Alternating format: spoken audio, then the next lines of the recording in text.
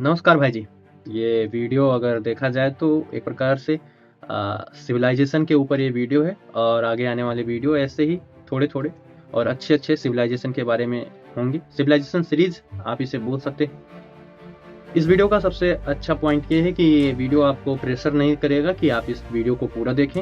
ये वीडियो कोई भी कॉम्पिटिशन एग्ज़ाम की तैयारी के लिए नहीं है, ये वीडियो आपकी सिर्फ़ नॉलेज के लिए है। अगर आप चाहते हैं कि आपको सिविलाइजेशन के बारे में थोड़ा बहुत नॉलेज हो या फिर आप अगर सिविलाइजेशन के बारे में अच्छे से जानना चाहते हैं, तो ये वीडियो आपके लिए है। और दूसरी बात, इस वीडियो को मैं अच्छे से पढ़ के आपको बताने की कोशिश करूँगा। इंग्लिश में पढ़ के हिंदी में ट्रांसलेट करने की कोशिश करूँगा। जो मुझे आता है मैं आपको बताऊँगा और जहाँ पे मैं फँसता हूँ आप कमेंट में बता दीजिएगा। तो शुरू करते हैं ये सिविलाइजेशन का पहला वीडियो और इस प्रकार से है ये पहला वीडियो कि आपको अच्छा लगेगा। बस आप बैठिए, लीड लगाइए और बढ़िया से सुनते चलिए। पहले शुरुआत हुई थी द इंडस वैली सिविलाइजेशन की। Indus valley civilisation was one of the earliest twin civilisation contemporary with Egypt, Mesopotamia and China. Indus valley civilisation को सब लोग बहुत ही बढ़िया और बहुत ही पहले का सिविलाइजेशन मानते हैं। वो अर्बन सिविलाइजेशन था जहाँ जो कि इजिप्ट, मेसोपोटामिया और चाइना को दर्शाता है। जॉन मार्शल एक ऐसे व्यक्ति थे जिन्होंने पहली बार इस चीज को बताया था। John Marshall, the first director general of archaeological survey of India, announced the discovery of the Indus Valley Civilization in 1924। 1924 ईस्वी में जॉन मार्शल ने इसको पहली बार बताने की कोशिश की थी। It is also known by the name of Harappan civilisation. Harappa सभ्यता आप सभी लोग जानते होंगे, तो इसको हम सब हड़प्पन सिविलाइजेशन के नाम से भी जानते हैं। Because one of the largest sites called Harappa was executed first in 1921 by Dayaram Sahni. Dayaram Sahni एक ऐसे व्यक्ति थे जिन्होंने 1921 में पहली बार हड़प्पन सिविलाइजेशन को एग्जीक्यूटेड किया। It is also called the bronze age. हम हड़प्पन सिविलाइजेशन को ब्रॉन्ज एज के नाम से भी जानते हैं। Bronze age civilisation because it flourished during the bronze age around 3000 BC to 1000 BCE। यहाँ पे थोड़ा सा उल्टा चलते हैं, जैसे कि अगर हम सब बोलेंगे बिफोर, BC का मतलब होता है बिफोर क्राइस्ट। जो हमारे ईसा मसीह थे उनके जन्म से ही इसको नापा जाता है। तो 3000 BCE से 1000 BCE तक इस ब्रॉन्ज एज का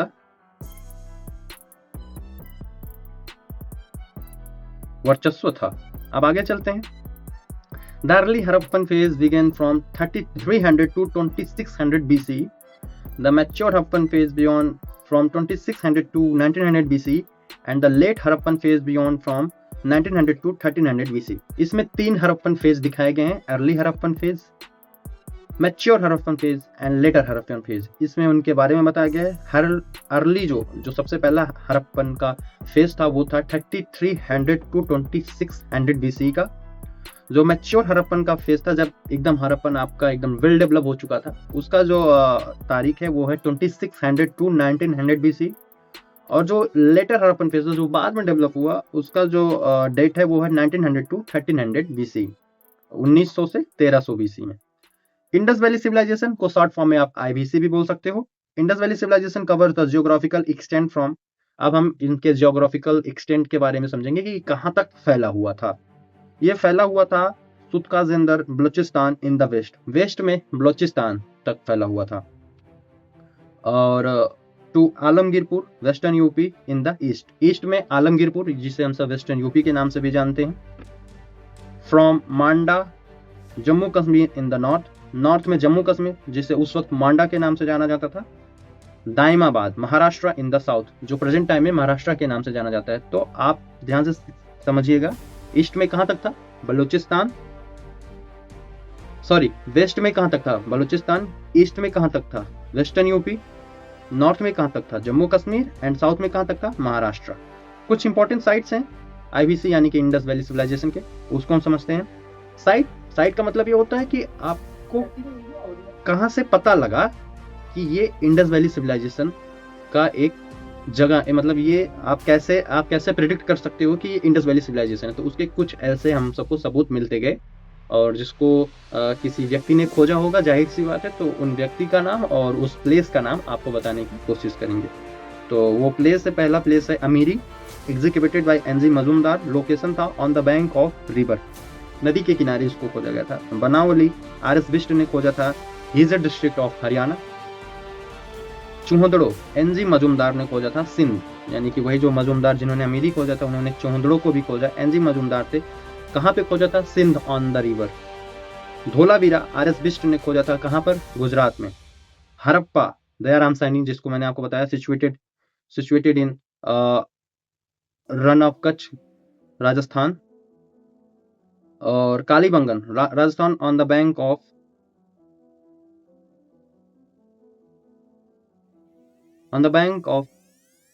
क्या बोल सकते हैं हम इसे? रन ऑफ कच्छ, इसे आप बोल सकते हो राजस्थान में। ऐसे ही बहुत सारी जगह थे, लोथल थे, मोहनजोदड़ो थे जिसे हम सब माउंट अपडेट बोलते हैं, सुरकोटा था और सुकेतन जिंदर था। जगह का नाम है ये। अगर थोड़ा बहुत मुझसे मिस हो रहा हो साइट तो आप कमेंट में जरूर बताइएगा। अब आगे हम जानेंगे कि किस तरीके से इंडस वैली सिविलाइजेशन का टाउन प्लानिंग हुआ, उनके स्ट्रक्चर किस तरीके से बने, उनका एग्रीकल्चर क्या था, उनका ट्रेड और इकोनॉमी क्या था। तो सबसे पहले हम टाउन प्लानिंग एंड स्ट्रक्चर के बारे में समझेंगे।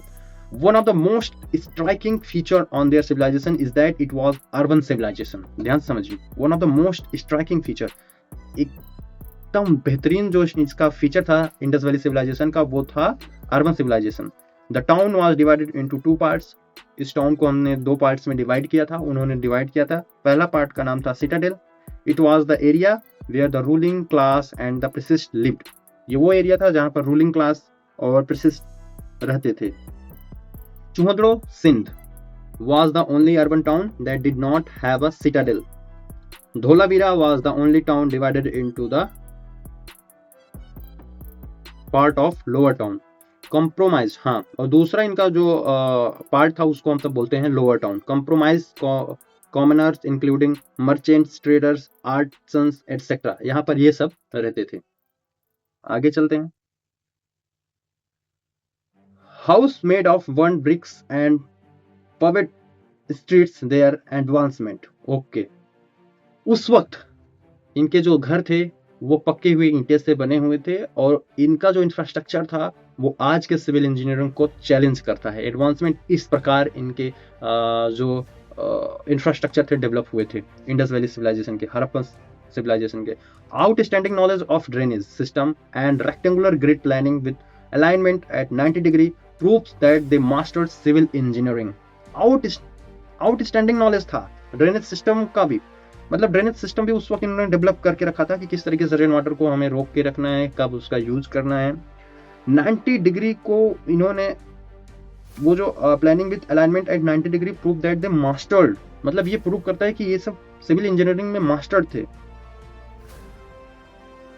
और आपको क्या चाहिए, उतना पहला जो ये सिविलाइजेशन था उतना पहला डेवलप हो चुका था, किसी को भनक तक नहीं थी। जब हम सब खाने के लिए मर रहे थे तब ये सब इस प्रकार से डेवलप थे, इस प्रकार से ये सब अपने आप को रख रहे थे उस टाइम प्रोसेस में, किस तरीके से सरवाइव कर रहे थे खुद को। ये बहुत ही अमेजिंग चीज़ है। एग्रीकल्चर क्या था इनका, एग्रीकल्चर क्या था ये समझते हैं। It was an agriculture economy. Basically उस वक्त एग्रीकल्चर इकोनॉमी की बहुत ज़्यादा पीक था, बहुत ज़्यादा पीक पे था agriculture economy. They grew pulses, wheat, barley, cereals, dates, peas, melons, sesame and mustard. मतलब बेसिकली आज जो हो रहा है वो उस वक्त हो चुका था।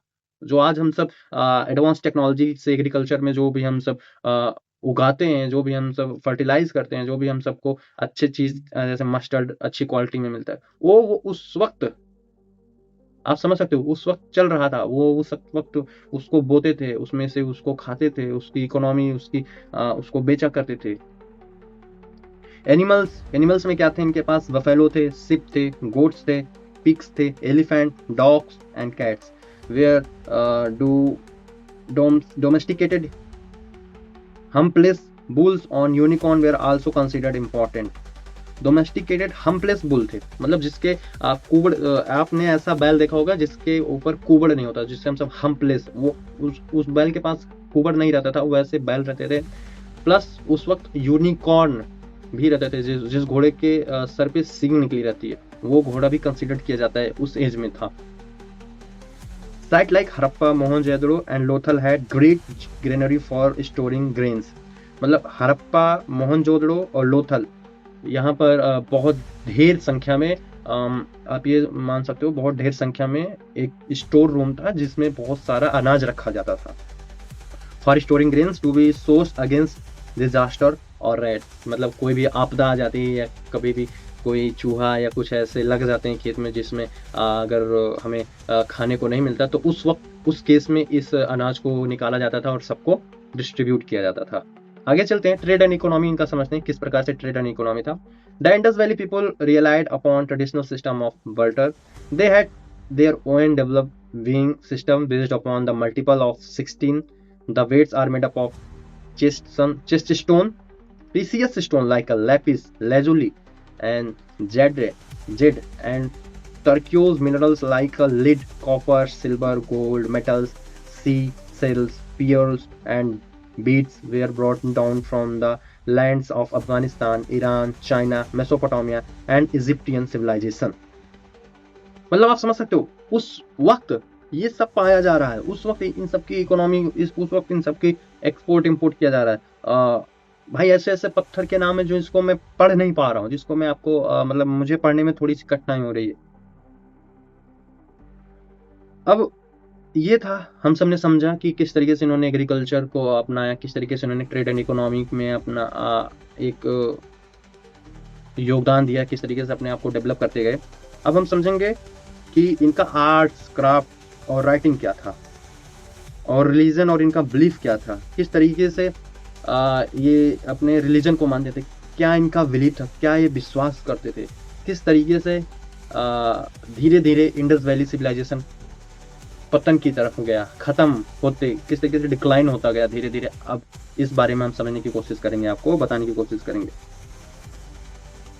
अगर आपको अच्छा लग रहा हो तो इस वीडियो को लाइक करिए और 1K तक जरूर पहुंचाने की कोशिश करिए, क्योंकि मैंने अपने हाथों से ये पूरे नोट्स बनाए हैं और मैं आपको बताने की कोशिश करूंगा। हाँ, थोड़ी सी दिक्कत हो सकती है एडिटिंग में, थोड़ा सा वॉइस प्रॉब्लम हो सकता है, उसके लिए यार मुझे माफ करिएगा, लेकिन मैं दिन पे दिन आपको एक बेहतर क्वालिटी में कंटेंट देने की कोशिश करूंगा।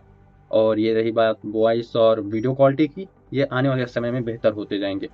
तो चलिए, लास्ट है but not least, art, craft और राइटिंग के बारे में समझते हैं कि हड़प्पन का क्या आर्ट्स था, क्या क्राफ्ट था और राइटिंग किस तरीके से था। तो Harappan new the art of bronze, जैसे कि हम सब जानते हैं कि हड़प्पन सिविलाइजेशन को हम सब ब्रॉन्ज एज के सिविलाइजेशन के नाम से भी जानते हैं। Harappan new the art of bronze casting and wax technique. Wax technique, wax क्या होता है जानते हैं? जब मधुमक्खी का वो जो छत्ता होता है जिसमें से हम सब हनी निकाल लेते हैं, तो लास्ट में उसमें एक वैक्स टाइप का एक चिपचिपा सा चीज बचता है, उस चीज को इन्होंने यूज किया। शायद मैं आपको वो चीज बताने की अभी कोशिश कर रहा हूँ एग्जांपल के तौर पे। उस वक्त वो वैक्स टेक्निक को समझ चुके थे, उस हिसाब से उन्होंने लिखना स्टार्ट किया था। The site of Daimabad is the best example of metal casting techniques. Daimabad को हम सब बेस्ट एग्जांपल देते हैं किस चीज में? मेटल कास्टिंग टेक्निक में। Various terracotta sculpture are found from the site in the Gujarat and Kalibangan. बहुत प्रकार के स्कल्पचर पाए गए, कहां पर? कालीबंगन एंड गुजरात में। सील मेड ऑफ सैटेलाइट नहीं, steatite, agate, chert, copper, faience, terracotta with image of bulls, rhinoceros, tigers, unicorn, bison, buffalo etcetera have been excavated. इन सारी चीजों को खोजा गया, इन सारी चीजों को पाया गया कि इन सब चीजों को इन्होंने ऑलरेडी बनाया था, एक चित्र के तौर पे, एक आर्ट्स के तौर पे, एक फिगर के, एक डायग्राम के तौर पे इन्होंने इन सारी चीजों को बनाया था। किन किन चीजों को बनाया था मैं फिर से रिपीट करता हूँ। इन्होंने बनाया था वुल्स को, राइनोसोरस को, टाइगर को, यूनिकॉर्न को, बाइसन को, बफेलो को और ऐसे ही तमाम तरीके के जानवरों को, तमाम तरीके के मिनरल्स को इन्होंने दर्शाया था बना के। These seals were used for commercial purpose and every seal has a pictographic script। ये जो सील थी, ये जो सील थी वो कॉमर्शियल पर्पज के लिए यूज किया गया था और every seal has a pictographic script. हर सील का एक पिक्टोग्राफिक स्क्रिप्ट रहता था। Their pictographic script is the Harappan script which is still not deciphered. जो ये पिक्टोग्राफिक स्क्रिप्ट है इसको हम सब हड़प्पन स्क्रिप्ट के नाम से भी जानते हैं, विच इज स्टिल नॉट डिसिप्लिन, मतलब जिसको हम सब गायब नहीं कर सकते। और ये बहुत ही आप समझ सकते हो कि एक एडवांस तरीके से बनाया गया था। और मैं ये बोल सकता हूँ कि उस वक्त अगर इतना चीज बन सकता है तो आप इमेजिन कर सकते हो कि किस तरीके से उनका सिविलाइजेशन रहा होगा, किस तरीके से उनका अंडरस्टैंडिंग रहा होगा। किस चीज को लेके वो इतना ज्यादा मतलब अपने आप को एम्बिशन रखते होंगे कि मुझे ये चीज करना है, ये चीज मुझे ये चीज आज करके ही दम लेना है, मुझे सांस लेना है, मुझे चैन तभी आएगा जब मैं इस चीज को कंप्लीट कर दूंगा। सेकेंड पॉइंट चलते हैं, रिलीजन एंड बिलीफ प्रैक्टिस। इनका रिलीजन क्या था और इनका विश्वास क्या था। A famous seal depicts Pasupati in which various animals are depicted like rhino, buffalo, tiger and elephant and two deers. इनका जो रिलीजन था, वैसे तो रिलीजन तो कुछ अभी पता नहीं चला, लेकिन इनका एक मानना था कि ये पशुपति के नाम से कुछ जानवरों को पूजा करते थे या उनको मानते थे। जैसे उनमें आते थे राइनोसोरस, बफेलो आते थे। राइनोसोरस यानी कि एक हिप्पोपोटामस टाइप का एक वो होता है, या फिर दूसरा होगा मुझे नहीं पता। शायद राइनो का मतलब क्या होता है, गैंडे का ही कुछ स्पीसीज होता होगा राइनो का मतलब। बफेलो है, टाइगर है और एलिफेंट, और दो हिरन को ये पशुपति से पूजते थे। God is represented with 3 heads and horns and is believed to be the image of Pashupati. ये भगवान को किस प्रकार से मानते थे, किस टाइप का ये भगवान को मतलब पूजा करते थे, वो बताने की कोशिश की कि 3 heads and horns and is believe to be the image of Pashupati. और उस इमेज को ये किस में देखते थे, पशुपति को ये भगवान समझते थे। The Pashupati reflects the religion of the Harappan people. मतलब पशुपति क्या रिफ्लेक्ट कर रहा है, हड़प्पन पीपल का एक रिलीजन रिफ्लेक्ट कर रहा है। जैसे हमारा रिलीजन हिंदू है, किसी का रिलीजन मुस्लिम है, किसी का रिलीजन सिख, किसी का रिलीजन जैनिज्म, बुद्धिज्म, सिखिज्म और तमाम तरीके के ऐसे मतलब इस्लामिक कंट्री भी हैं बहुत सारे आज के समय में। उस वक्त ये पशुपति इनका एक रिलीजन हुआ करता था, शायद ये मैं समझ पा रहा हूँ।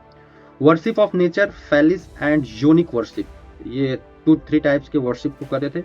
ये भूत को भी मानते थे, believe in ghost and spirits and belief in life after death were a part of belief and practice of the Indus people.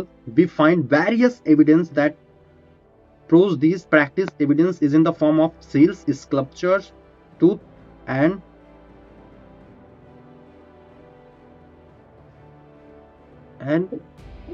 I think क्या लिखा है, tooth and spothe।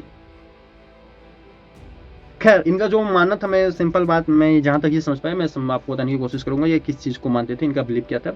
ये भूत को भी मानते थे, ये स्पिरिट्स को भी मानते थे।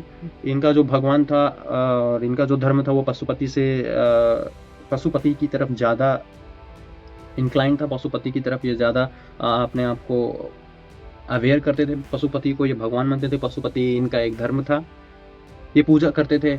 उनमें बफेलो आते हैं, एलिफेंट आते हैं, 2 हिरन आते हैं, मतलब 2 हिरन को ये अपना एक भगवान मानते थे। उसको एक कैटेगरी में बांटे थे जिसके सर पे सींग हो और 3 हेड्स, ऐसे कुछ करके इन्होंने माना था। लास्ट इस वीडियो का बस आगे माना, और ये बहुत ही बेहतरीन चीज है, जब भी कोई चीज शुरू होती है तो उसका खत्म होने ही होता है।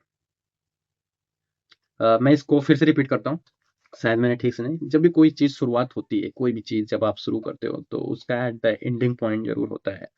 इतना ज़्यादा ये सिविलाइजेशन डेवलप्ड था, इतना ज़्यादा ये चाहता तो बहुत कुछ कर सकता था और बहुत कुछ किया उस टाइम के हिसाब से। इन्होंने बहुत ज़्यादा अपने आप को डेवलप किया। ड्रेनेज सिस्टम था, हर प्रकार के इनके पास केमिकल्स थे, हर प्रकार के इनके पास मिनरल्स थे, हर प्रकार के इनके पास ज्वेलरी थे, हर प्रकार के इनके पास एनिमल्स थे, हर प्रकार के एग्रीकल्चर ये जानते थे, हर प्रकार के ट्रेड एंड इकोनॉमी करना ये जानते थे, हर एक चीज़ इनको पता था। फिर भी किस प्रकार से ये सिविलाइजेशन डिक्लाइन होता है अब इस बारे में हम समझते हैं और सल्यूट करते हैं हम इस इंडस वैली सिविलाइजेशन को कि इस प्रकार से इन्होंने अपने आप को इतने समय तक बना कर रखा। और जब आज पता चलता है कि हमारी सभ्यता इतनी पुरानी है, हमारी सभ्यता नहीं, हम ये बोल सकते हैं कि एक इंसान किस तरीके से अपने आप को डेवलप करता है, उस चीज़ का हमें एक एडवांटेज मिलता है कि किस तरीके से इंसान अपने आप को डेवलप कर सकता है। तो अब लास्ट टॉपिक होगा decline of the Indus valley civilization. The civilization started declining around 1800 BC। The civilization ended slowly and mixed up with other culture. लोगों का कहना है कि वो धीरे धीरे 1800 BC में मतलब धीरे धीरे खत्म होने के कगार पे पहुंच रहे थे। कुछ लोग कहते हैं कि वही सिविलाइजेशन मिक्स्ड होके अलग कल्चर बन गया। Various historians have given different theory to reasons the decline of this great civilization। बहुत सारे इतिहासकार बहुत प्रकार के डेफिनेशन दिए हैं इस सिविलाइजेशन को डिक्लाइन होने में, मतलब किस तरीके से बहुत सारे थ्योरी दिए गए हैं। Theory like that of climate change, climate change बहुत बड़ा फैक्टर है, और जो मैं आज के समय में भी क्लाइमेट चेंज एक ऐसा बड़ा फैक्टर है। मैं मेरा ये मानना है कि climate change is the biggest factor of any types of culture civilization of India. कोई भी सिविलाइजेशन हो, कोई भी कल्चर हो, अगर कभी अभी आप अगर आप डायनासोर का ही एग्जांपल ले लें, डायनासोर का इस तरीके से खत्म हुआ था क्लाइमेट चेंज की वजह से। कुछ चीज आया, आकाशीय चीज गिरा पृथ्वी पे, पृथ्वी पूरी तहस नहस हो गई, पूरा आका गोला हो गया, फिर कई वर्ष लगे, फिर डायनासोर की पूरी प्रजाति खत्म हो गई, उनके अस्थियां मिली थी। तो climate change is the biggest factor, ये मानना पड़ेगा। Aryan invasion which is no longer valid, और आर्यन कह रहे हैं कि इसका कोई लॉन्गर वैलिड तो था नहीं। During drawing up of reverse Saraswati and natural climate like earthquake. कुछ लोग ड्राइंग अप मतलब कि नदी का सूख जाना, वही क्लाइमेट चेंज फिर से बात आती है। सरस्वती एंड नेचुरल क्लाइमेटीज, जैसे कि सरस्वती जो नदी थी वो सूख चुकी थी। नेचुरल क्लाइमेटीज, नेचर जैसे वेदर का बदलना, ठंडी में खूब तेज गर्मी पड़ जाना, बरसात खूब तेज हो जाना, ऐसा होना। लाइक अर्थक्वेक, भूकंप आ जाना। डिस्ट्रीब्यूट पैटर्न्स, कुछ पैटर्न्स गलत होते गए, patterns and a shift in river covers have been given, ऐसा कुछ दिया गया है। तो इंडस वैली सिविलाइजेशन बेसिकली किस तरीके से बना, किस तरीके से डेवलप हुआ, अपने आप को कहाँ तक ये लेकर गए, और फिर लास्ट में ये एक क्लाइमेट चेंज की वजह से खत्म हो जाते हैं। उस प्रकार मैं मान सकता हूँ कि उस वक्त इतना ज्यादा पॉपुलेशन भी नहीं थी, ना इतना ज्यादा कोई कंट्री डेवलप हुआ था। उस वक्त क्लाइमेट चेंज का इफेक्ट आता है और पूरे इंडस वैली सिविलाइजेशन को खत्म करके चला जाता है। एक एग्जांपल के तौर पे रखिए, एक पॉइंट मानिए कि क्लाइमेट चेंज आता है और पूरे सिविलाइजेशन को तहस नहस कर देता है। आज पॉपुलेशन एक्सप्लोटेशन है, पॉपुलेशन का एक विस्फोट हुआ है, एक ऐसा विस्फोट कि हर कंट्री में मिलियन से ज्यादा पीपल हैं। इवन इंडिया बिलियन पीपल है, 1.7 1.8 बिलियन पीपल। चाइना, रसिया, और ऐसे ही हजार तरीके के लोग, हजार प्रकार के लोग, हजार तरीके के काम कर रहे हैं। क्लाइमेट चेंज किस तरीके से हो रहा है, पारा 45 46 पहुंच रहा है। इवन थार में तो 50 पार कर दिया है, 60 70 जा रहा है। कई कई जगह ऐसे हैं कि -50 -60 डिग्री सेंटीग्रेड तक बर्फ ही पड़ते जा रहे हैं। तो इस समय इतनी एडवांस टेक्नोलॉजी के बावजूद अगर क्लाइमेट चेंज अपना अटैक करता है तो ये पूरी मानव सभ्यता खत्म हो जाएगी। इंपॉर्टेंट, बहुत ही अच्छी चीज हमें समझनी चाहिए कि नेचर के साथ कभी खिलवाड़ नहीं करना चाहिए। आज आप राजस्थान में देखिए तो जोजरी नदी किस तरीके से खत्म हो गई। जोजरी नदी का पानी पूरा जहर हो चुका है और वहाँ के लोग पूरे, मतलब आप अगर जाके उस जगह पे आप जाएंगे तो पूरा इलाका ही खत्म हो चुका है।